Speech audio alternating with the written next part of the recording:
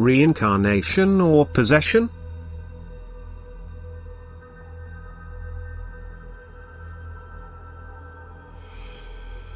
You should not consider a case of possession as a soul's reincarnation, as a return from the kingdom of the beyond for the purpose of a repeated life on earth as a human being.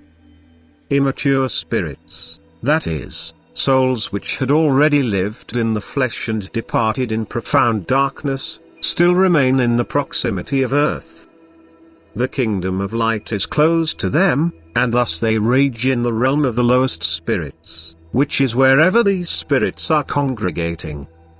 They are unable to detach themselves from their places of activity on earth and influence people in every possible way, but predominantly by trying to transfer their thoughts, their evil instincts and passions onto people whose character resembles their own nature. And these are easily influenced and willingly comply with their wishes by implementing what these spirits urge them to do. This influence can often be noticed if people do not consciously free themselves and fight against their instincts by appealing to me for help.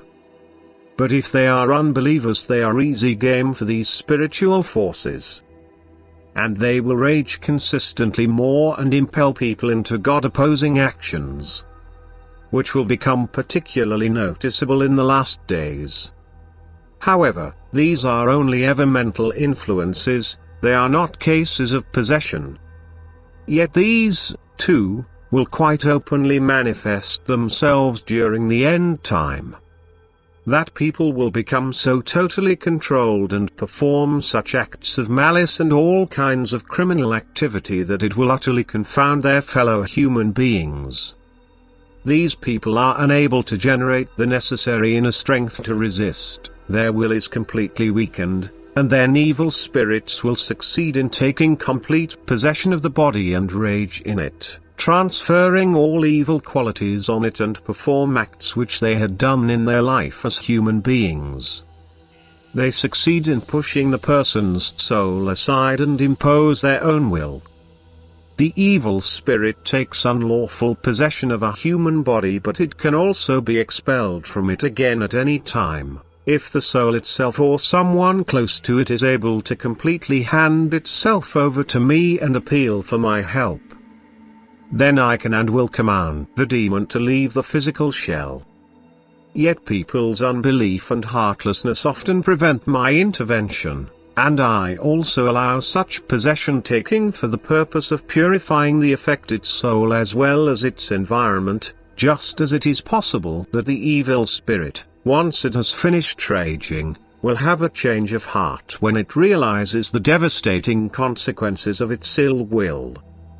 For occasionally the human being will be held to account for his evil actions and has to take a long path of suffering, giving the demon no further possibility to incite the person into actions it would have done itself if it would still live on earth as a human being. Then it will leave the body of its own accord, and the actual soul will then readily accept its state of suffering even though it is entirely innocent, yet it will carry its punishment for the sake of its purification and can thereby mature faster than if it had lived a half-hearted life without any particular guilt. You always ought to understand the difference, that cases of possession are not reincarnations of dark souls. You ought to know that hell releases everything in the last days and that the Prince of Darkness incites his followers into extreme activity. You ought to know that even these evil spirits can still save themselves from the fate of a new banishment if they want, for the day of reckoning will arrive soon, and every being will be held to account how it has used the time it was granted for its deliverance from the control of my adversary. Amen.